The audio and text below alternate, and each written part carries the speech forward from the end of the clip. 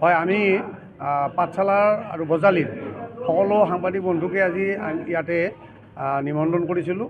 অসম গণ পৰিষদ কেন্দ্ৰীয় সমিতিৰ নিৰ্দেশ মৰ্মে আমি পাঠশালাৰ এই কাৰ্যালয়তে সকলোকে আমন্ত্ৰণ কৰিছিলোঁ মত বিনিময় অনুষ্ঠানলৈ, আৰু সকলোকে ইংৰাজী নৱবৰ্ষৰ শুভেচ্ছা তথা আগন্তুক ভোগালী বিহুৰ সকলোকে শুভেচ্ছা জনাইছোঁ।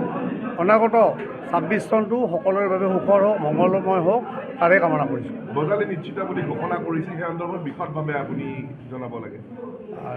বিশদভাৱে জনোৱাৰ আগতে মই আপোনালোকক কওঁ, 26 চন নিৰ্বাচনটো অসম গণ পৰিষদ ভাৰতীয় জনতা পাৰ্টীৰ কাৰণে মানে সুখৰ হওক, তাৰে আমি কামনা কৰিছোঁ।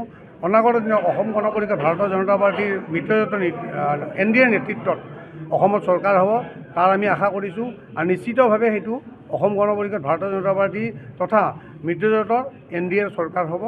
আৰু বজালী সমষ্টিটো অসম গণ পৰিষদ ভাৰতীয় জনতা পাৰ্টীৰ মিত্ৰজোঁটে আমি নিশ্চিতভাৱে আশা কৰিম যে বজালী সমষ্টিটো অসম গণ পৰিষদে প্ৰতিদ্বন্দ্বিতা কৰি নিৰ্বাচিত হৈ অসম চৰকাৰৰ আমাৰ নেতৃত্বাধীন চৰকাৰত বিধায়ক হিচাপত অংশগ্ৰহণ কৰিবলৈ সুযোগ পাব। কিমান নিশ্চিত? ইয়াত কেবিনেট মন্ত্ৰী আছে কিন্তু বিজেপি। হয়, ভাৰতীয় জনতা পাৰ্টীৰ নেতৃত্বত থকা আমাৰ এই সমষ্টিটো মাননীয় ৰঞ্জিত কুমাৰ দাসদেৱ ইয়াতে তেখেতে বিধায়ক হৈ নেতৃত্ব লৈ আছে।